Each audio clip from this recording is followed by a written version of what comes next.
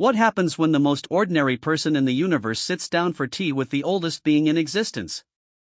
What secrets could a simple maintenance worker possibly share with a god who has witnessed the birth and death of countless civilizations? Sometimes, the most profound conversations happen between the most unlikely companions. This is the story of Marcus Chen, a janitor aboard the research vessel Curiosity's End, and Ethon the Eternal, a cosmic entity older than galaxies. When their paths cross in the vast emptiness of space, neither expects to find what they're truly looking for. But, in the quiet moments between stars, over shared stories and simple truths, they discover that wisdom doesn't always come from power, and sometimes the universe's greatest mysteries can be solved with nothing more than human kindness and a willingness to listen. Prepare yourself for a journey that spans eons and explores what it truly means to be human in a cosmos filled with beings of unimaginable power. Because sometimes, being ordinary is the most extraordinary thing of all. The vacuum alarm screamed through the corridors of the research vessel Curiosity's End like a banshee announcing the apocalypse. Marcus Chen paused in his mopping, the familiar weight of his maintenance uniform making him feel smaller than usual as emergency lights bathed everything in angry red. 23 years of keeping starships clean had taught him to distinguish between the various crisis alerts, and this one meant only one thing: something big had just punched a hole through their supposedly impenetrable hull. He grabbed his emergency kit and headed toward the breach, his worn boots squeaking against the freshly mopped deck plates. The irony wasn't lost on him that he'd probably have to clean up whatever mess waited for him in Sector 7. Behind him, he could hear the frantic voices of the research team shouting coordinates and damage reports, their panic echoing off the bulkheads like prayers to an indifferent universe. Dr. Samantha Reeves nearly knocked him over as she rushed past, her usually pristine lab coat flapping behind her like a white flag of surrender. "Marcus! Stay away from Sector 7.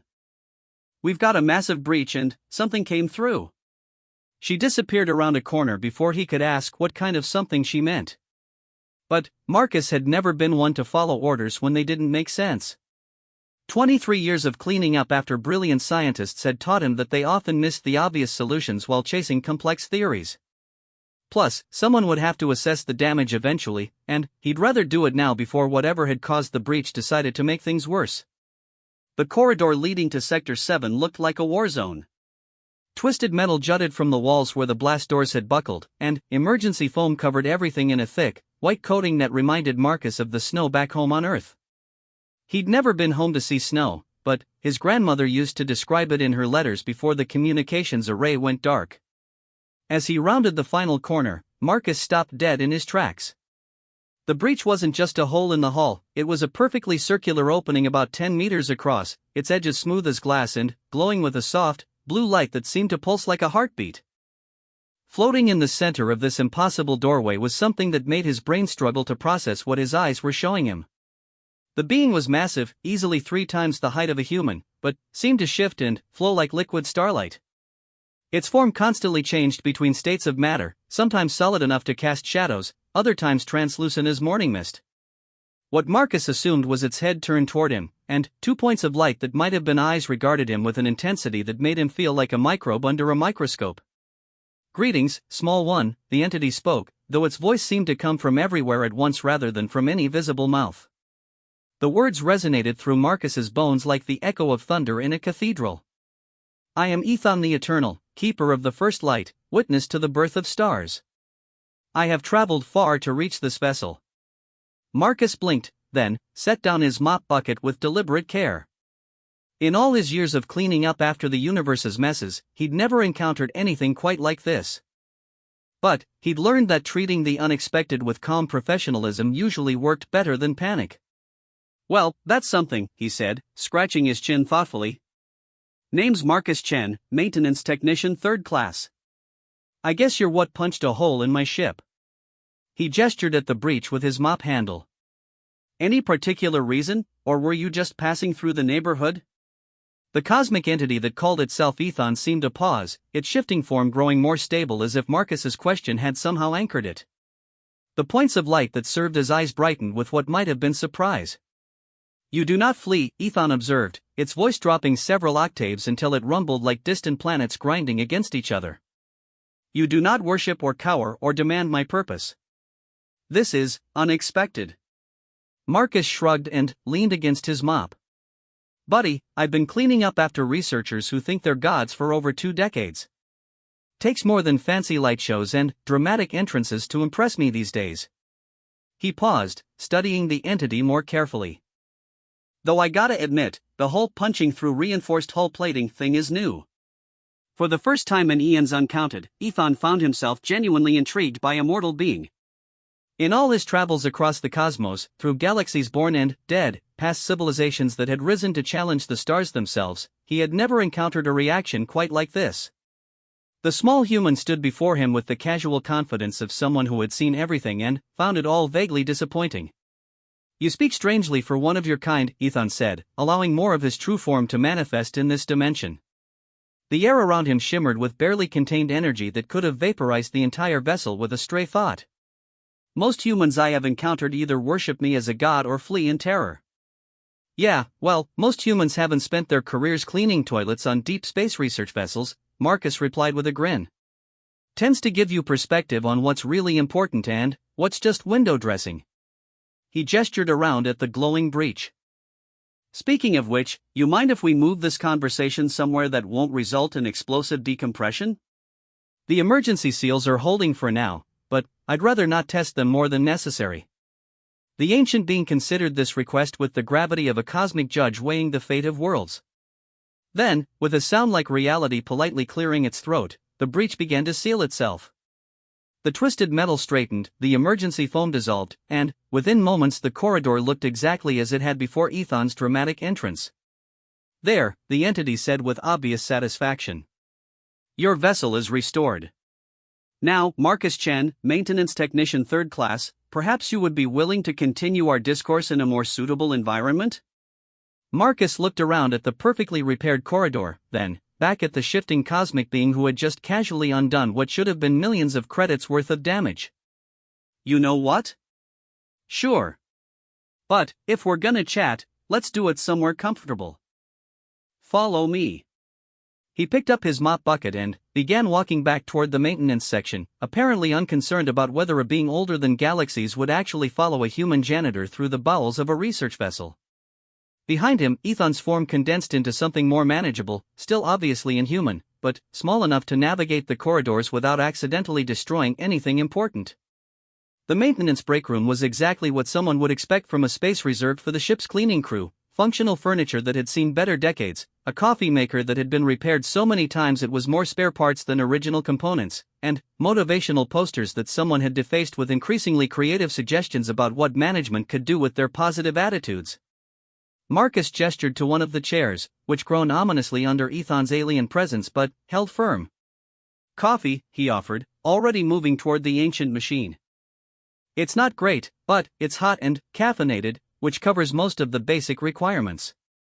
"I do not require sustenance in the manner of mortals," Ethan replied, though he accepted the offered cup with hands that seemed to be made of crystallized starlight. "But I find the rituals of hospitality interesting." "Good thing," Marcus said, settling into his own chair with a satisfied sigh. "Because this is probably gonna be a long conversation if you came all this way just to talk." He took a sip of coffee and made a face.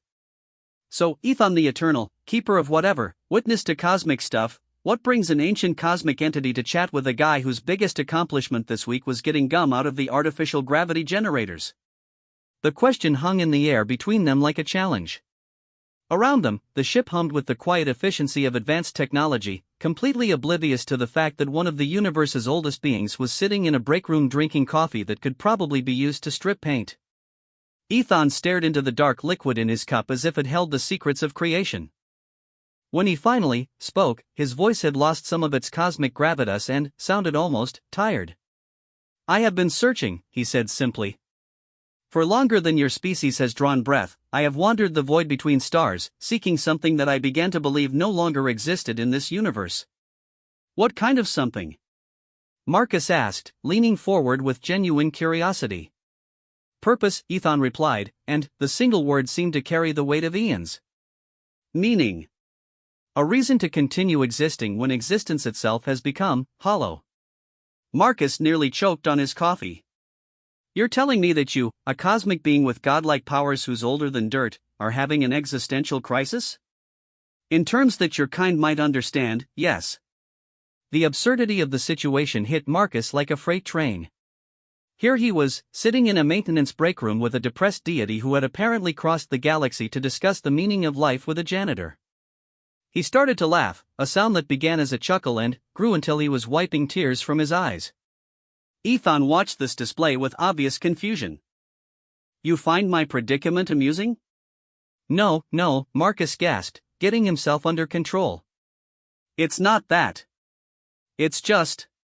He gestured helplessly around the room. "Do you have any idea how many cosmic entities, alien overlords, and self-important researchers have sat in this exact spot and told me about their grand plans to reshape the universe? And you're the first one who's ever just admitted they don't know what the hell they're doing." The ancient being considered this statement with the gravity it deserved. "And what, typically, is your response to such declarations?" Marcus grinned and raised his coffee cup in a mock toast. "Usually something along the lines of, 'That's nice, buddy, but you're still gonna have to clean up your own mess when you're done playing God.'" He paused, studying Ethan's shifting form more carefully. "But you're different. You fixed the damage you caused without being asked. That's either really good manners or really bad guilt." "Perhaps both," Ethan admitted. "I have caused much damage over the eons. Entire civilizations have risen and fallen at my whim. I have shaped the course of galactic history through actions both deliberate and careless. And yet, for all my power, for all the worship and fear I have inspired, I have never once stopped to ask myself why any of it mattered." The break room fell silent except for the gentle hum of life support systems and the distant murmur of the research team probably trying to figure out what had just happened to their ship. Marcus sipped his coffee thoughtfully, processing what might have been the most honest confession he'd ever heard from someone in a position of power. "You know what your problem is?" he finally said. Ethan's form sharpened with attention. "Please, enlighten me." "You've been thinking too big," Marcus replied, setting down his cup with deliberate care. "All this cosmic significance, galactic destiny, reshaping reality stuff, it's all abstract. Meaningless. You want to know what gives life purpose? It's the small things. The everyday moments that make someone's day a little bit better." "I do not understand." Marcus stood up and walked over to a small window that looked out into the maintenance bay.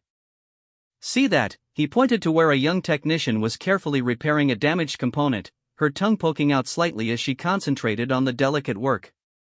"Maria's been working on that power coupling for 3 days. It's not glamorous work. Won't change the course of galactic history. But when she gets it working, the lights in Section 12 will stop flickering, and the researchers won't have to squint at their data anymore." He turned back to Ethan, who was listening with an intensity that made the air around him shimmer. "That's purpose right there. Making someone's day a little easier. Fixing something that's broken. Being there when people need help, even if they don't know they need it." "But such actions are insignificant in the cosmic scale," Ethan protested. "What meaning can they have when weighed against the movement of galaxies, the birth and death of stars?" "Everything," Marcus said firmly. "Because that cosmic scale you're so worried about? It's made up of billions and billions of small moments just like that one. Every act of kindness, every problem solved, every hand extended in friendship, that's the foundation that everything else is built on." The ancient entity sat in silence for a long moment, processing concepts that were entirely alien despite his vast experience with the universe. Finally, he spoke, and his voice held a note of something that might have been wonder. "You suggest that meaning is not found in grand gestures, but in maintenance?" Marcus laughed again, but this time it was warm rather than bitter. "Buddy, everything in the universe needs maintenance. Stars burn out if they don't get fed. Galaxies drift apart if gravity doesn't keep pulling them together. Civilizations collapse if people stop caring about each other. The only difference between cosmic forces and human ones is the scale. And, you believe this, maintenance, is sufficient purpose for existence?" "I think it's the only purpose that matters," Marcus replied, settling back into his chair. "Because when you get right down to it, we're all just trying to keep the lights on and make sure everyone has a place to belong. Whether you're a janitor or a cosmic entity, that's the job." Ethan stared into his coffee cup again, but this time his expression seemed less lost and more thoughtful. When he looked up, his form had stabilized into something almost human-like, though still composed of living starlight. "Marcus Chen," he said slowly, "I believe you may have just given me the first honest answer I have received in 10,000 years. Well, Marcus replied with a grin, "Stick around. I've got plenty more where that came from." The emergency meeting in the main conference room was exactly the kind of controlled chaos that Marcus had learned to avoid during his years aboard research vessels. Dr. Reeves stood at the head of the polished table, her usually immaculate appearance showing signs of stress as she gestured frantically at holographic displays showing structural scans of the ship. Around her, the senior staff argued in increasingly technical language about hull breaches, energy signatures, and containment protocols. Marcus slipped in through the back door, still carrying his mop bucket because old habits die hard. He'd left Ethan in the break room with a fresh cup of coffee and strict instructions not to accidentally unmake reality while he was gone. The ancient being had seemed genuinely puzzled by the concept of accidentally destroying things, which Marcus found both endearing and terrifying. "The energy readings are off the charts," Dr. Harrison was saying, his fingers dancing across a tablet that projected complex waveforms into the air above the table. "Whatever caused that breach is still aboard this ship, and it's giving off more power than our entire reactor core. We need to evacuate immediately," insisted Commander Walsh, her military bearing evident even in civilian clothes. "Unknown hostile entities, unexplained phenomena, structural damage that mysteriously repaired itself, every protocol says we should be light years away from here by now."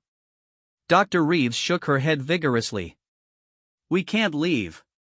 This could be the discovery of the century.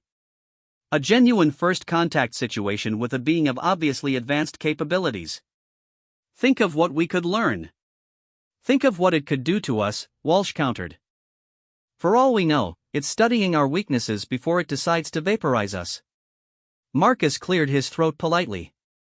"Actually, it's drinking coffee and having an existential crisis." The room fell silent. 20 of the galaxy's brightest minds turned to stare at the maintenance worker who had just interrupted their high-level crisis meeting with what sounded like the setup to a bad joke. Dr. Reeves blinked several times before finding her voice. "I'm sorry, Marcus.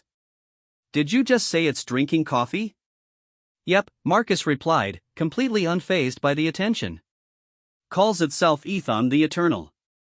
Ancient cosmic entity, older than galaxies, all that impressive stuff. But, mostly it seems lonely and confused about what it's supposed to be doing with its existence." He paused, considering. "Also, it has surprisingly good manners for something that can punch holes through reinforced hull plating." Commander Walsh leaned forward, her expression intense. "You've been in contact with the entity? Why didn't you report this immediately?" "Well, I was gonna," Marcus said with a shrug, "but then we started talking, and it seemed rude to just walk out in the middle of a conversation. Besides, it fixed the damage it caused without being asked. Figured that showed good faith." The room erupted in overlapping voices as everyone tried to speak at once. Dr. Harrison demanded detailed descriptions of the entity's capabilities. Commander Walsh wanted to know why Marcus hadn't followed evacuation protocols. Dr. Reeves began outlining research proposals that could revolutionize xenobiology. Through it all, Marcus just stood patiently, waiting for them to remember that he was the only person on the ship who had actually talked to their unexpected visitor. "Quiet!" Dr. Reeves finally shouted, her voice cutting through the babble like a laser through butter. "Marcus, I need you to tell us everything that happened, from the beginning." So Marcus did. He described the breach, the initial encounter, Ethan's introduction, and their subsequent conversation in terms that made the whole thing sound like he'd been chatting with a mildly depressed neighbor who happened to have godlike powers. As he talked, the expressions around the table shifted from alarm to fascination to something approaching disbelief. "You're telling us, Dr. Harrison said slowly, that you invited a cosmic entity to the maintenance break room for coffee?" "He looked like he needed it," Marcus replied matter-of-factly. "Besides, the corridor wasn't exactly set up for comfortable conversation, and if you're gonna talk about the meaning of existence, you might as well do it somewhere with decent seating." Commander Walsh rubbed her temples as if fighting off a headache. "This entity. Ethan, did it make any threats? Issue demands? Express any hostile intentions?" "Nope. Mostly just seemed sad and confused. Like someone who's been walking for so long they forgot where they were trying to go. Marcus considered this description, then nodded as if satisfied with its accuracy. Actually, reminded me a bit of my Uncle Jerry after his divorce. Same kind of what am I doing with my life energy. Dr. Reeves had been taking notes on her tablet, her fingers flying across the surface as she tried to capture every detail. The philosophical implications alone are staggering. An ancient intelligence seeking meaning, reaching out to humanity for guidance, this could change our understanding of consciousness itself. Or it could be setting us up for conquest, Walsh muttered, though she sounded less convinced than before. Advanced beings don't usually reveal vulnerability unless they have an ulterior motive. Marcus shook his head. You're overthinking it. Sometimes people just need someone to talk to, and it doesn't matter if they're human or cosmic entities or anything in between. Loneliness is loneliness. But, why you? Dr. Harrison asked, his scientific curiosity clearly warring with professional incredulity.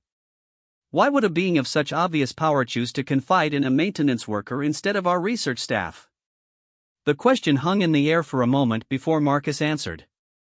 Maybe because I didn't try to worship it or run away screaming. Maybe because I offered it coffee and treated it like a person instead of a phenomenon. He paused, studying the faces around the table. Or maybe because I've spent enough time cleaning up after people who think they're important to recognize when someone's just pretending to have all the answers. Dr. Reeves set down her tablet and leaned back in her chair, a slow smile spreading across her face. You know what I think? I think this Ethan shows exactly the right person to talk to. She looked around the room, meeting each pair of eyes in turn. We're scientists. We would have approached this as a research opportunity. Commander Walsh would have treated it as a security threat. But, Marcus treated it as a person in need. It's not a person, Walsh protested. It's an unknown entity with capabilities that could threaten this entire sector of space. Everything's an unknown entity until you get to know it, Marcus replied. And, from what I can tell, Ethan's biggest threat to the galaxy is that it might accidentally break something while trying to figure out why it exists in the first place. He gestured toward the door. Speaking of which, I should probably get back. Left it alone with a full coffee pot, and I'm not sure what happens when cosmic entities get caffeinated. Dr. Reeves stood up quickly. Wait. I'd like to meet this Ethan myself. Would that be possible? Marcus considered the request, then shrugged. Don't see why not. But you'll have to come to the break room. It's gotten comfortable there, and moving might be complicated given that it's currently shaped like living starlight.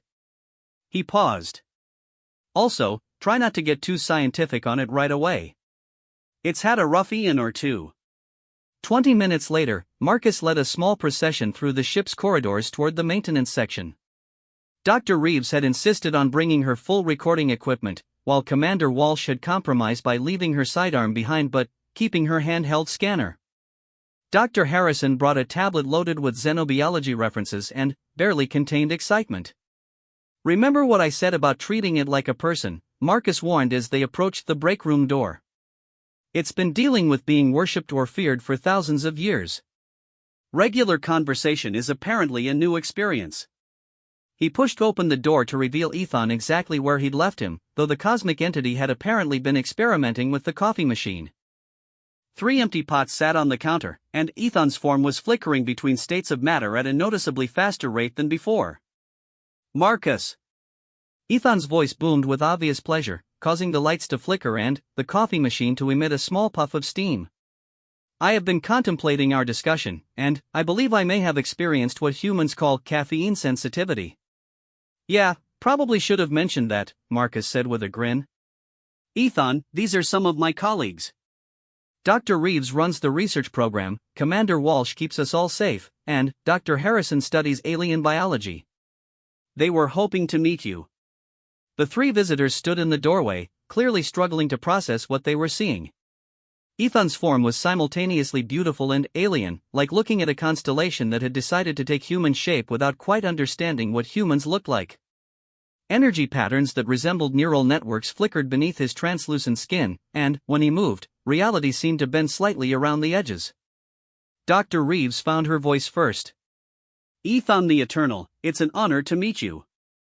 I'm Dr.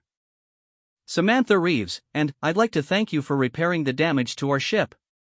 The courtesy was warranted, Ethan replied, his form stabilizing as he focused on the new arrivals. Marcus has taught me that maintenance is a form of care, and care is apparently fundamental to meaningful existence. Dr. Harrison stepped forward, his tablet clutched in both hands like a shield. If I may ask, what star system are you from originally? Your energy patterns suggest origins outside our local galactic group. Ethan's expression, such as it was on a face made of living light, grew thoughtful. I do not remember my birthplace, if indeed I had one. My earliest memories are of the void between galaxies, when the universe was younger and the darkness between stars was absolute. He paused, looking at Marcus. Though Marcus has suggested that dwelling on the past may be less important than focusing on the present. Commander Walsh stepped forward cautiously, her scanner held at her side but clearly active. Your capabilities are obviously far beyond our current technology.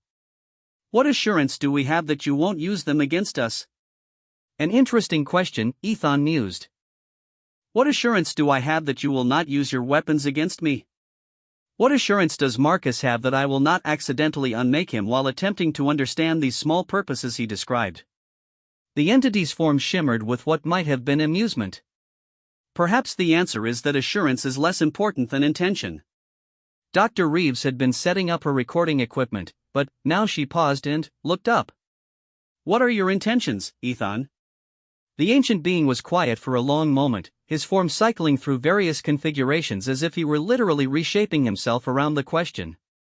When he finally answered, his voice held a note of genuine uncertainty. Until this morning, I would have said that my intention was to find purpose before the heat death of the universe rendered the question moot, he said slowly. But Marcus has suggested that purpose is not something to be found, but something to be created through action. He gestured toward the coffee pot with hands that trailed sparks of cosmic energy. I am beginning to suspect that my true intention is to learn what it means to care about something other than my own existence. The break room fell silent except for the gentle hum of machinery and the soft hiss of the overtaxed coffee maker. Dr. Reeves stared at her recording equipment as if it had just captured something unprecedented, which it probably had. Commander Walsh looked like she was recalibrating every threat assessment protocol she'd ever learned. Dr. Harrison was frantically taking notes on his tablet, though Marcus suspected that no amount of xenobiological theory could explain what they were witnessing. Well, Marcus said finally, settling into his usual chair, looks like we're all gonna need more coffee for this conversation. As he moved toward the coffee maker, Ethan's form brightened noticeably. Marcus, before you begin the coffee ritual, I have a question.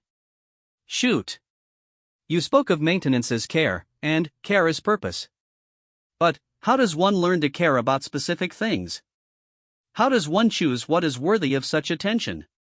Marcus paused, his hand halfway to the coffee maker, and glanced around at his colleagues. Dr. Reeves was leaning forward with obvious fascination. Commander Walsh had actually powered down her scanner and was listening intently. Dr. Harrison had stopped taking notes and was waiting for the answer with the same anticipation as the cosmic entity. Well, Marcus said slowly, I guess you start small and work your way up. You find one thing that needs fixing, one person who could use help, one small problem you can actually solve. Then, you do it again tomorrow. After a while, you start to realize that the universe is mostly held together by people who decided to care about things they didn't have to care about. He started the coffee maker and turned back to face the room. And the beautiful thing about caring? It's contagious. Take care of one thing, and other people notice. Pretty soon, everyone's taking care of something, and the whole place runs a little bit better. Ethan's form pulsed with soft light, and, for the first time since materializing in their corridor, the ancient being seemed to achieve perfect stillness. You suggest that purpose propagates. Like ripples in a pond, Marcus confirmed. Or like coffee in a break room. One person makes a pot, and, suddenly, everyone's having a better day. The cosmic entity considered this with the gravity of someone contemplating the fundamental forces that govern reality. Which, Marcus realized, he probably was. After a moment, Ethan turned his attention to the other humans in the room. "Dr. Reeves," he said formally, "what is it that you care about?" The question caught her off guard, but she recovered quickly. Knowledge. Understanding. Finding answers to questions that no one's even thought to ask yet. She gestured toward her recording equipment. Every conversation like this one brings us a little closer to understanding our place in the universe. And you, Commander Walsh? Walsh straightened instinctively. Safety. Security. Making sure that people can pursue their goals without having to worry about threats they can't handle themselves. Dr. Harrison? The biologist looked up from his tablet with obvious enthusiasm. Life. In all its forms. Every organism we discover, every new way that consciousness can manifest itself, adds to the beautiful complexity of existence. He paused, then added, and, right now, you're the most complex form of consciousness I've ever encountered. Ethan absorbed these answers with visible concentration, his form shifting through several configurations before stabilizing into something that looked almost entirely human, aside from the fact that he appeared to be made of captured starlight. For individuals, he said wonderingly, each caring about different aspects of existence, yet all contributing to the same general goal of, what would you call it? Making things better, Marcus supplied. Making sure the lights stay on and people have a place to belong. Making things better, Ethan repeated, as if tasting the words. Such a simple concept, yet I suspect it contains more wisdom than I have accumulated in eons of existence. Dr. Reeves leaned back in her chair, her scientific excitement giving way to something deeper. You know, Ethan, I think you've just described the most fundamental drive in the universe. Everything we do, from maintaining starships to studying alien life to ensuring everyone's safety, it all comes down to making things a little bit better than they were before. And that is sufficient purpose for existence? It's the only purpose that matters, Marcus said firmly. Because everything else is just details. The ancient being sat in contemplative silence, processing concepts that were apparently revolutionary despite their simplicity. Around him, for humans waited patiently for a cosmic entity to have what was possibly the most important realization of its unimaginably long existence. Finally, Ethan looked up, and, when he spoke, his voice held a note of something that might have been wonder. I think, he said slowly, I would like to learn how to make things better. 3 days into what had become the strangest maintenance rotation of Marcus's career, he found himself explaining the fundamentals of plumbing to a being older than the Milky Way galaxy. Ethan had insisted on learning what he called practical care, and somehow that had led to both of them crawling through the ship's service tunnels with toolboxes and a growing appreciation for the complexity of keeping a starship's basic systems functional. The principle is elegant in its simplicity, Ethan observed, his form compressed into something roughly human-sized to fit in the cramped space. He held a pipe wrench in hands that flickered between solid matter and concentrated energy, examining it with the same intensity he might once have reserved for contemplating the movement of galaxies. Water flows where it is guided, serves its function, and continues its journey. Like purpose itself. Marcus grinned as he tightened a seal on a junction that had been dripping for weeks. Never heard anyone call basic plumbing elegant before, but I guess when you think about it, the whole ship is just one big system for keeping people alive and comfortable. He gestured around at the maze of pipes and conduits. Remove any piece of this, and something stops working. Everything's connected to everything else. Interconnection, Ethan murmured, following Marcus deeper into the maintenance maze. I have observed this principle across cosmic scales, the gravitational dance of galaxies, the exchange of matter and energy between stars, but I never considered that it might apply to such intimate scales. They emerged into a wider section where the artificial gravity generators hummed quietly behind protective barriers. Marcus pulled out his diagnostic scanner and began checking the power flow readings, a routine task he'd performed thousands of times. But having Ethan watching made him more aware of what he was actually doing, not just maintaining equipment, but ensuring that hundreds of people could live and work in an environment that would normally kill them in seconds. This is the part most people never think about, Marcus said, making a small adjustment to improve the field's stability.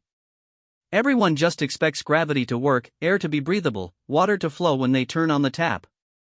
But keeping all that running smoothly requires constant attention. Ethan extended his consciousness into the gravity generator's field, perceiving the complex interplay of forces in ways that Marcus's instruments could only approximate. The mathematics are surprisingly sophisticated. This device manipulates fundamental forces with remarkable precision. Yeah, the physics are way above my pay grade, Marcus admitted with a laugh. I just know which readings should be green and which ones mean I need to call someone smarter than me. He paused, studying Ethan's expression of intense concentration. But that's okay. Everyone's got their part to play. The engineers who designed this thing probably couldn't tell you the best way to clean it without damaging the sensitive components. Specialization within cooperation, Ethan observed. Each individual contributing their unique capabilities to the greater function. Exactly. And the beautiful thing is, it scales up infinitely. This ship works because everyone does their job. The sector works because all the ships do their jobs. The galaxy keeps turning because every star system finds ways to take care of what needs taking care of. They continued their maintenance rounds, with Marcus explaining the practical aspects of each system while Ethan provided observations that ranged from the philosophical to the highly technical. It was during a routine check of the atmospheric recycling system that they encountered their first real problem. That's not good, Marcus muttered, staring at readings that had suddenly shifted into the red zone. The primary air scrubber was drawing triple normal power while producing diminishing returns. Looks like we've got a cascade failure starting in the CO2 processing unit. Ethan peered over his shoulder at the display. The carbon dioxide levels in Sector 4 are rising beyond acceptable parameters. At current rates, that section will become uninhabitable within 6 hours. And that sector houses the main computer core and half the research labs, Marcus added grimly. If we have to evacuate it for repairs, we'll lose days of work and probably some irreplaceable data. He began running through the standard troubleshooting protocols, but the problem was deeper than simple component failure. The molecular filters were degrading faster than they should, as if something was actively breaking down their structure. Marcus frowned at the readings, then had a sudden, uncomfortable thought. Ethan, he said slowly, when you manifested on the ship, did your presence have any side effects on our equipment? Maybe something that wouldn't show up immediately? The cosmic entity's form flickered with what Marcus had learned to recognize as embarrassment.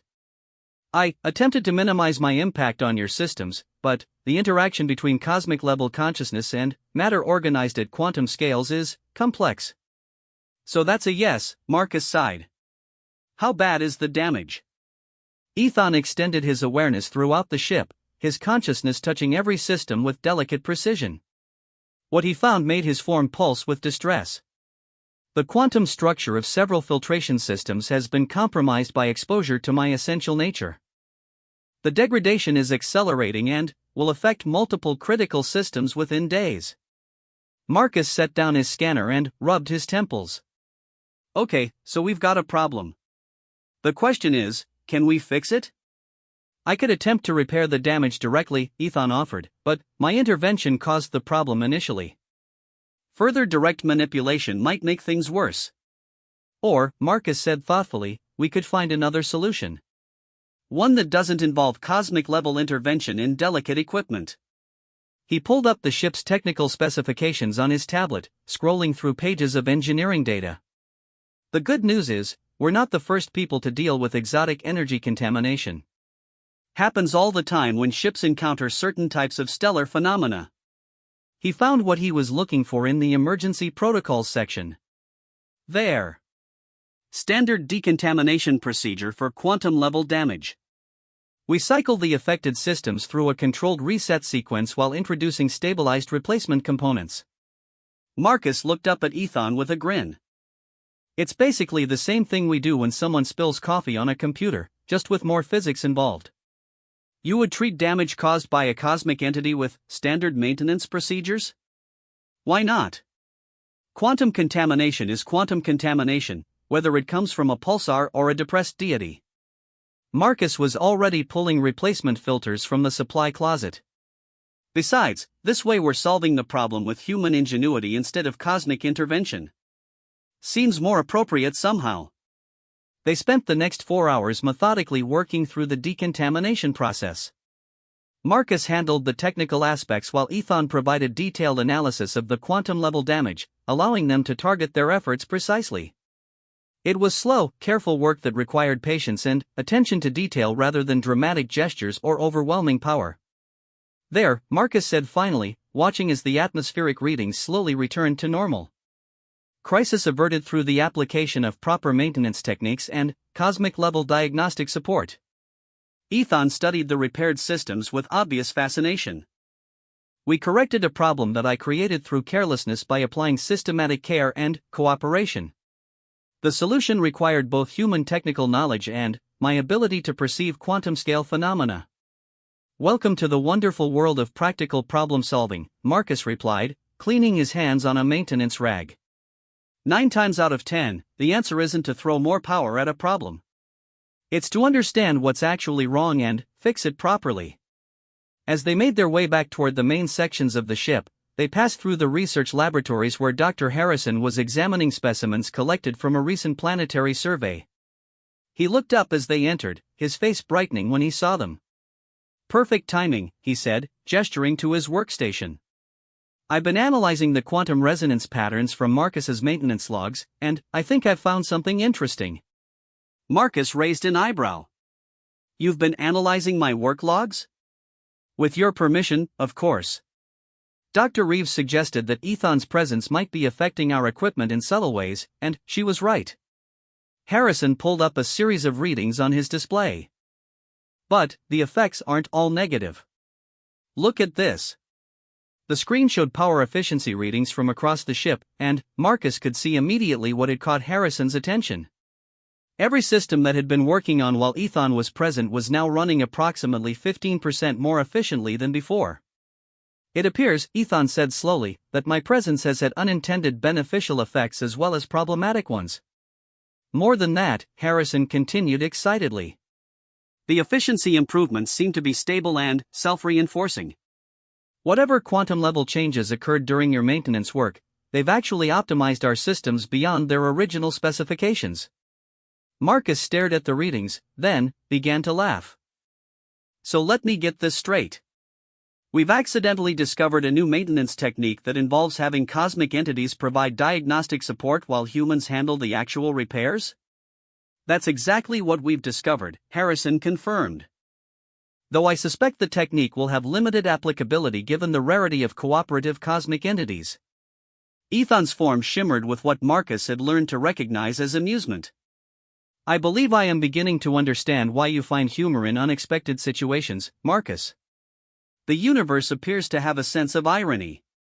"The universe has a twisted sense of humor," Marcus corrected. "But that's what makes it interesting." He looked around at the improved readings, then back at Ethan. "So what do you think? Want to help me optimize the rest of the ship's systems? I've got a whole list of equipment that could use some cosmic-level diagnostic support." "I would be honored to assist," Ethan replied formally.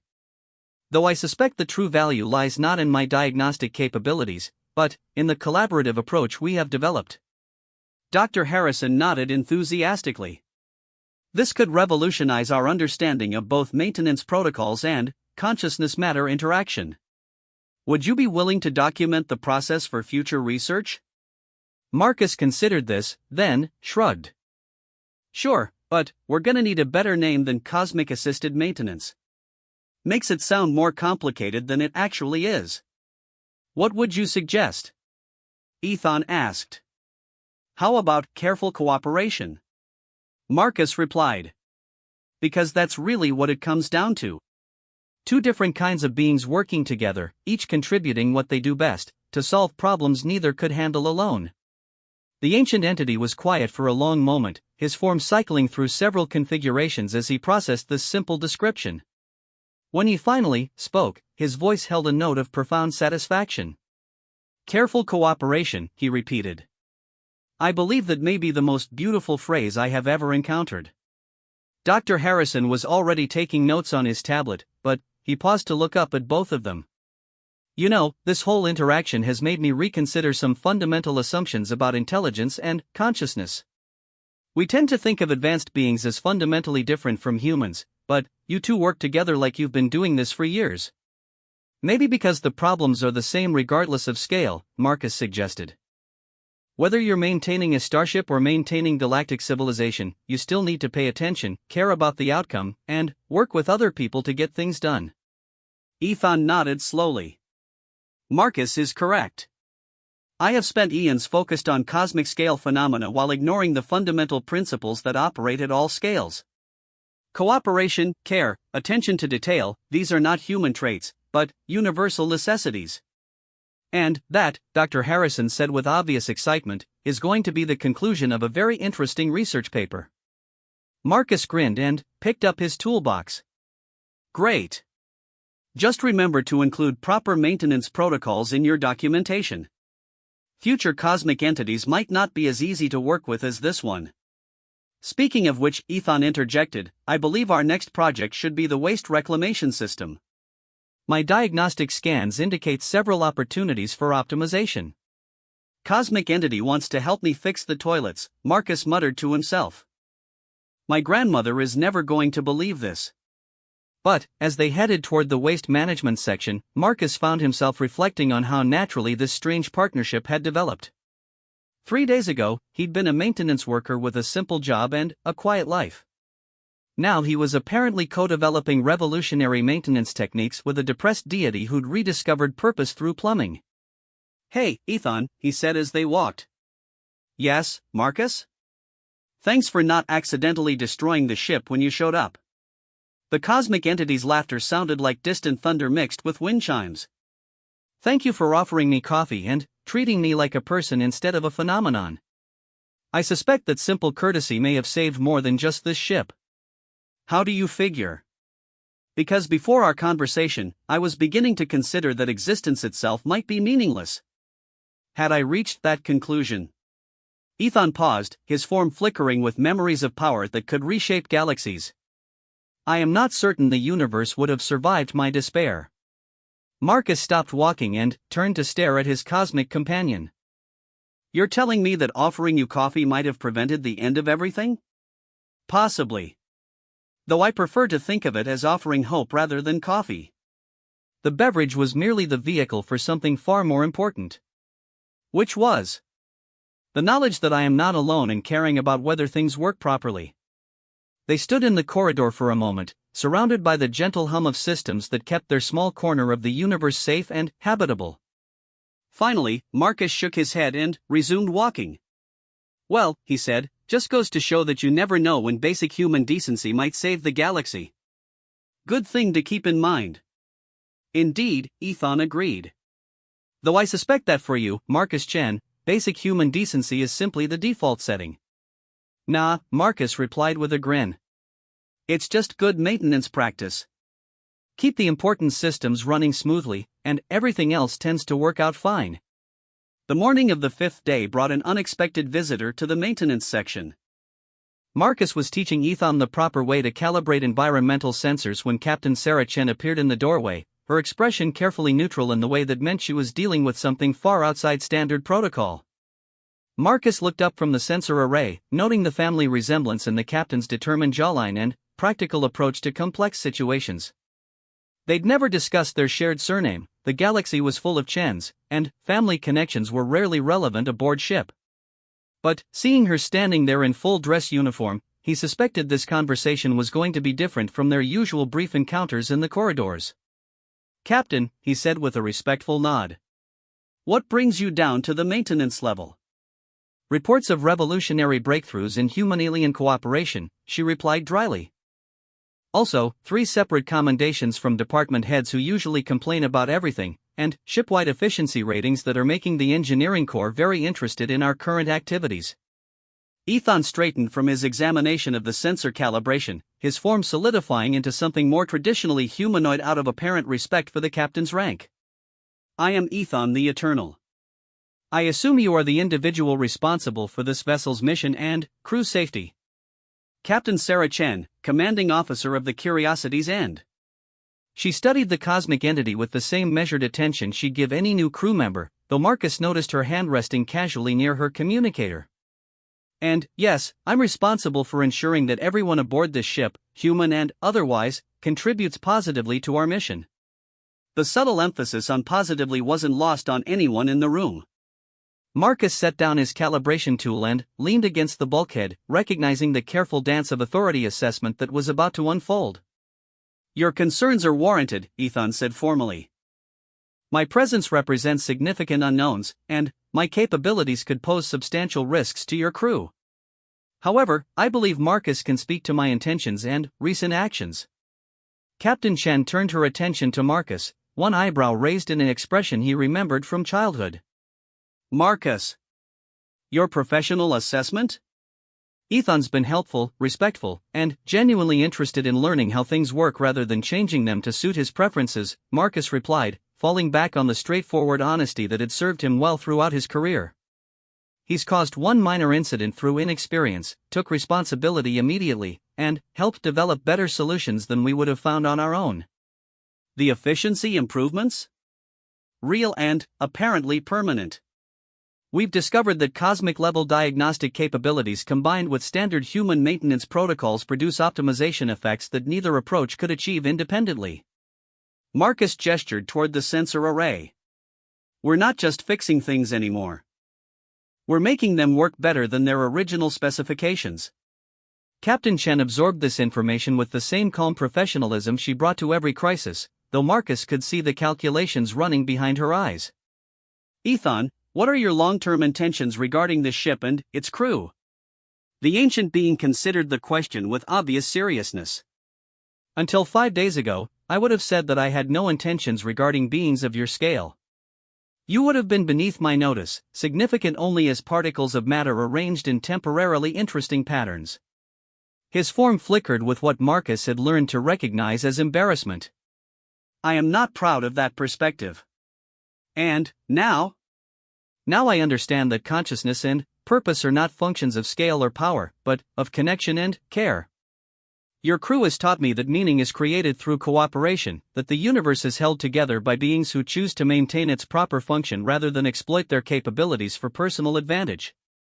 Captain Chen glanced at Marcus, who nodded almost imperceptibly.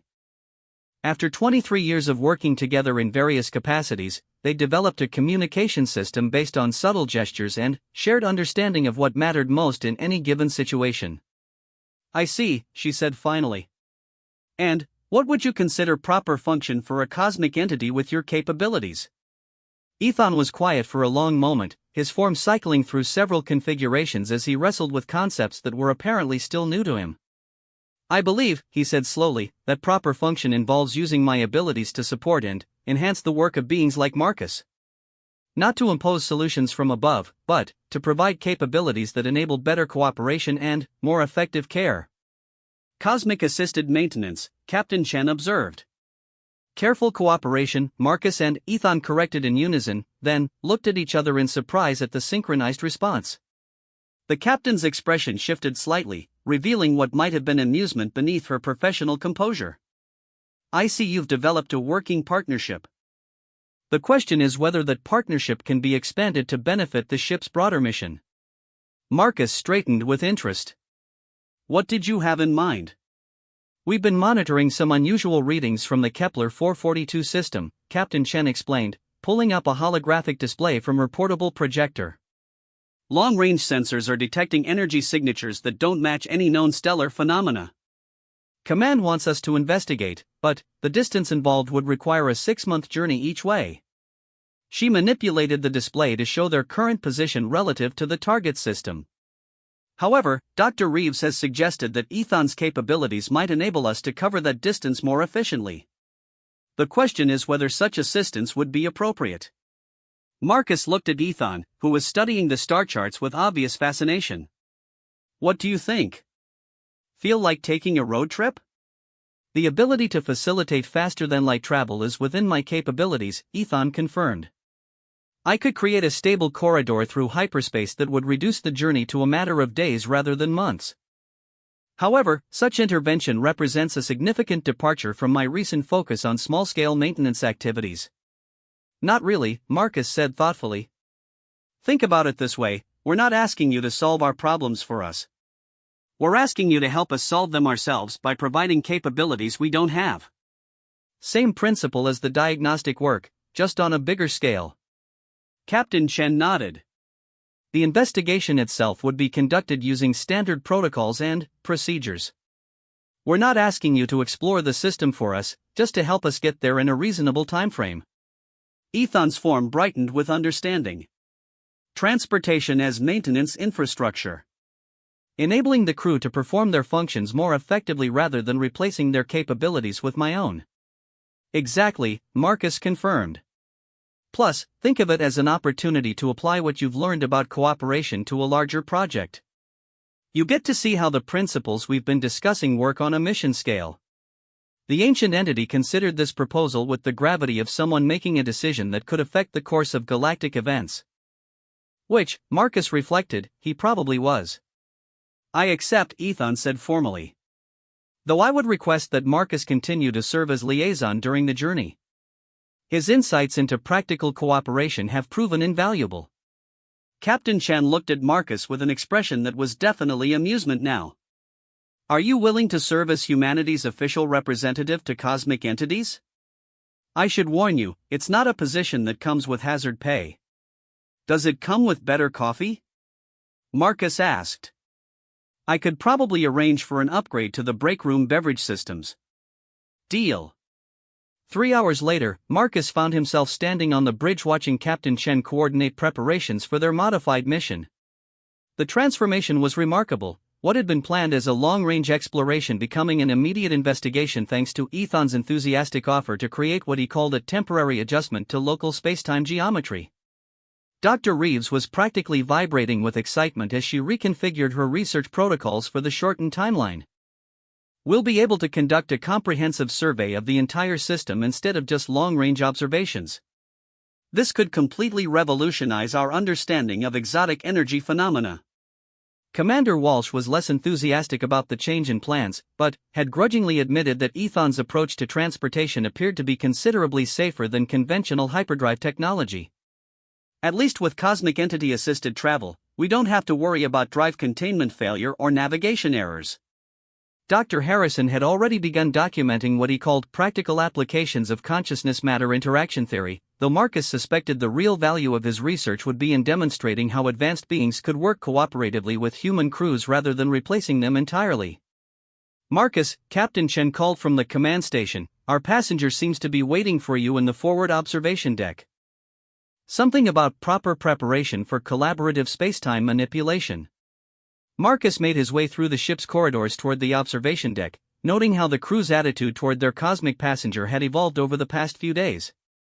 Initial fear and confusion had given way to curious acceptance and, in some cases, genuine appreciation for Ethan's helpful nature and willingness to learn from human expertise.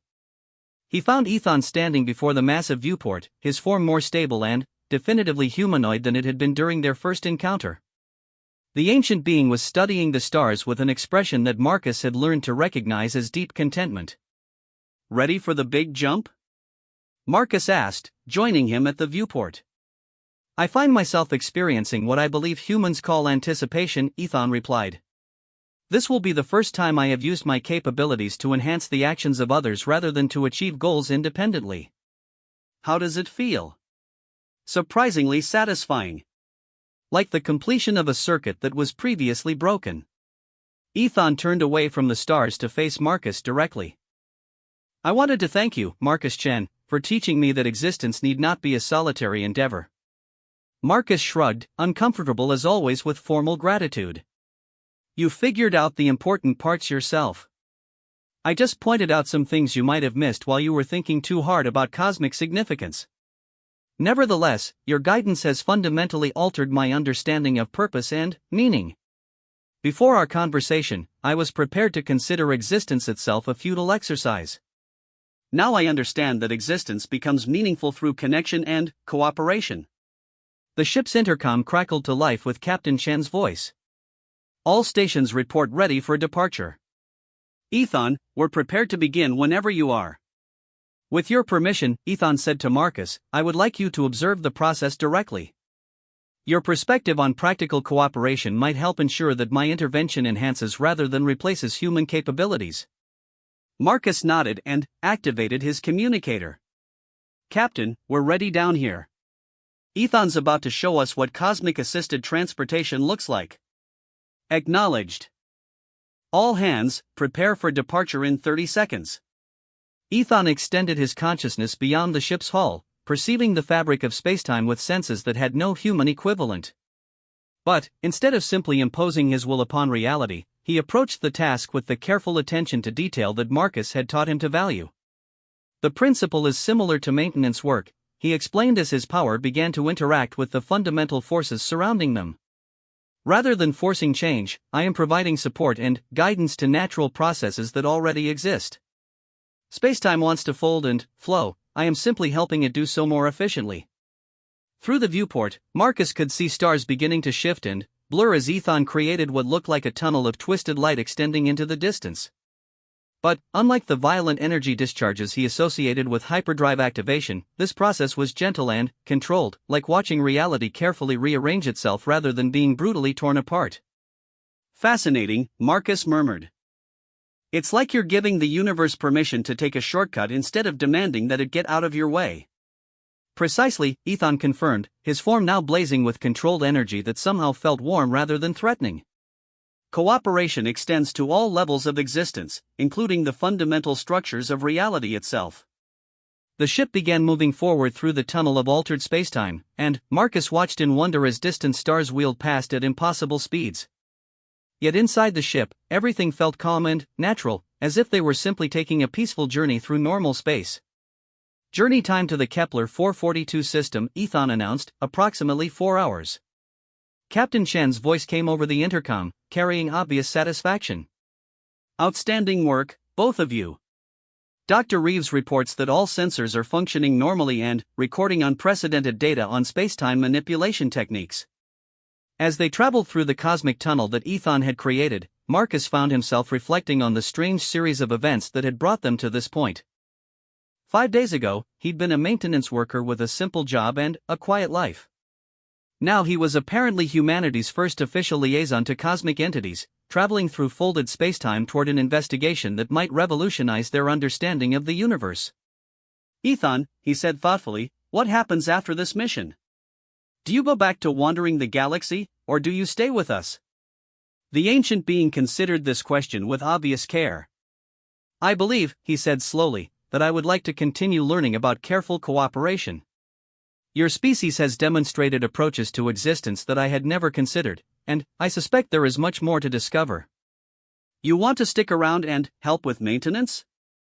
I want to stick around and learn what it means to be part of something larger than myself. Whether that involves maintenance, exploration, research, or entirely new forms of cooperation, I am prepared to discover. Marcus grinned and settled back to watch the stars wheel past. Well, we can always use another pair of hands. Even if they happen to be made of cosmic energy and capable of manipulating fundamental forces. I shall endeavor to be a useful crew member. I don't think that's going to be a problem, Marcus replied. Welcome to the team, Ethan. As they continued their journey through the tunnel of folded spacetime, both beings, one human, one cosmic, contemplated the strange and wonderful possibilities that careful cooperation might reveal in the vast universe that surrounded them. The Kepler 442 system turned out to be far more interesting than anyone had expected, though not in the way the research team had hoped. What they found wasn't exotic stellar phenomena or evidence of advanced alien technology, but something much more profound and infinitely more challenging, a dying civilization desperately trying to save itself from the slow collapse of its homeworld's ecosystem. Marcus stood in the observation lounge watching Ethan interact with the Kalari delegation through a complex arrangement of translation matrices and energy field modulation. The ancient entity had volunteered to serve as primary communicator after it became clear that the Kalari's natural form of expression was through quantum field fluctuations that human technology could barely detect, much less interpret. Their world is failing, Ethan explained to the assembled crew after several hours of painstaking communication. Atmospheric degradation, ecosystem collapse, population centers becoming uninhabitable. They have perhaps 50 years before their planet becomes completely unable to support life. Captain Chan leaned forward from her position at the head of the conference table. Do they have any solutions?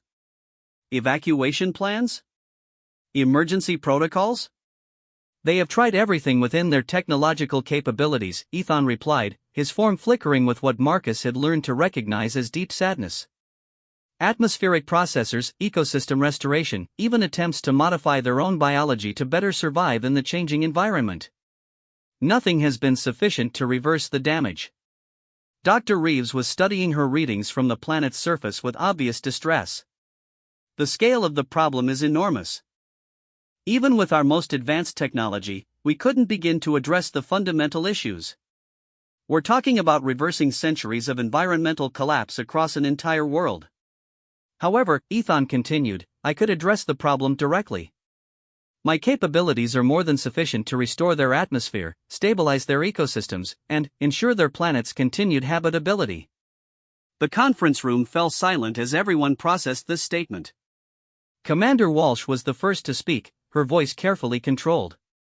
You could save an entire civilization? Yes. Just like that? Wave your cosmic hand and fix everything? Yes. Ethan's form brightened slightly. It would require significant effort and would leave me depleted for several standard time cycles, but it is well within my capabilities. Marcus cleared his throat, drawing everyone's attention. But Ethan turned to face him with obvious respect. But our recent discussions have led me to question whether such intervention would be appropriate. Solving their problems for them would not teach them to solve similar problems themselves. And my intervention might create dependencies that could prove more harmful than helpful in the long term. Dr. Harrison looked up from his xenobiology readings. It's the classic problem of advanced civilizations intervening in the development of less advanced ones. Even well-intentioned assistance can disrupt natural social and technological evolution. The Kalari are not less advanced, Ethan corrected gently. Their technology is sophisticated, their society complex and mature. They have simply encountered a problem that exceeds their current capabilities, much as humans regularly encounter problems that exceed individual human capabilities. Captain Chan studied the star charts showing the Kalari home system. What's your assessment, Marcus? You've spent the most time working with Ethan on practical problem-solving approaches. Marcus was quiet for a long moment, thinking about everything he'd learned over the past week about cooperation, maintenance, and the difference between fixing problems and enabling solutions. What do the Kalari want? He finally asked. Not what we think they need, but what they're actually asking for. Ethan consulted his quantum field communication matrix. They are requesting our assistance in saving their world. But, when I explained my capabilities, they specifically asked whether there were ways they could participate in the solution rather than simply receiving aid. That's interesting, Dr. Reeves observed. Most civilizations facing extinction would probably accept any help offered, regardless of their role in the process. The Kalari appear to value self-determination even in the face of potential extinction, Ethan explained. They would prefer to contribute meaningfully to their world's salvation rather than become passive recipients of cosmic intervention. Marcus smiled. Then, we give them what they're asking for. Not a quick fix, but a collaborative solution that lets them save their own world while getting the help they need to do it. Commander Walsh leaned back in her chair. How would that work practically? Our technology can't address problems on that scale, and we can't ask Ethan to provide partial assistance while an entire civilization hangs in the balance. Actually, Dr. Harrison said slowly, there might be a way. The Kalari's biotechnology is incredibly advanced. They've developed techniques for genetic modification and ecosystem management that are centuries ahead of our own capabilities. What they lack is the raw energy and planetary scale influence to implement their solutions. Marcus nodded, beginning to see the pattern. So we don't fix their problem for them. We amplify their ability to fix it themselves. Precisely, Ethan said, his form brightening with understanding. I could provide the energy and large-scale capabilities necessary to implement their existing solutions rather than imposing my own approach to planetary restoration. Captain Chen was already pulling up technical specifications on her tablet. A truly collaborative approach. The Kalari provide the knowledge and methodology, we provide logistical and technical support, and Ethan provides the power and planetary scale implementation capabilities. It would take longer than direct intervention, Dr. Reeves warned. Months rather than days. And there would be significant risks if the collaborative approach doesn't work as planned. But the Kalari would remain in control of their world's fate, Marcus pointed out. They'd be learning and improving their capabilities instead of becoming dependent on external assistance. And if similar problems develop in the future, they'd have the knowledge and experience to address them independently. Ethan was communicating with the Kalari delegation through his quantum field interface, translating the proposed approach into concepts they could evaluate. The conversation continued for nearly an hour, with complex technical discussions and philosophical considerations being exchanged at the speed of thought. They accept, Ethan finally announced. Not only do they prefer this approach, but they are excited about the opportunity to work with both human engineering techniques and cosmic-level capabilities. They believe the collaboration could produce solutions that none of our species could develop independently. Over the following weeks, what developed was unlike anything in recorded galactic history. The Curiosity's End became the coordination hub for the largest cooperative project ever attempted between humans, cosmic entities, and an alien civilization. The ship's maintenance bay was converted into a design center where Kalari biotechnologists worked alongside human engineers and Ethan's vast consciousness to develop integrated solutions that combined the best aspects of all three approaches to planetary restoration. Marcus found himself serving as the primary coordinator for the human aspects of the project, though his role had evolved far beyond traditional maintenance work. He was now responsible for ensuring that the three different types of consciousness involved could communicate effectively and work together productively. The atmospheric processing stations are ready for deployment, Dr. Reeves reported during one of their daily coordination meetings. The Kalari bioengineering techniques will allow them to adapt and evolve as conditions change, while our materials science ensures they'll be robust enough to handle planetary-scale implementation. And Ethan's energy matrices will provide the power needed to establish and maintain them across multiple continents simultaneously, Dr. Harrison added. The integration is remarkable. Each component enhances the others in ways we couldn't have predicted. Marcus studied the holographic display showing their planned implementation schedule. What's the Kalari assessment of the timeline? Ethan consulted his quantum communication array. They are confident that this approach will not only restore their world's habitability but will make it more resilient than it was before the crisis began. The integrated systems will be able to adapt to future environmental changes and self-correct for minor disruptions. Captain Chen nodded with satisfaction. A solution that's better than the original state. That's the hallmark of good maintenance work. It's also the hallmark of genuine cooperation, Marcus added. Each group contributing what they do best while learning from the others. The Kalari get their world back, we learn advanced biotechnology and planetary restoration techniques, and Ethan gets practical experience with large-scale cooperative problem-solving. The implementation phase took 3 months of careful coordination and gradual deployment. Marcus spent most of that time on the Kalari homeworld, working alongside their engineers to ensure that the integrated systems functioned properly and could be maintained by local technicians.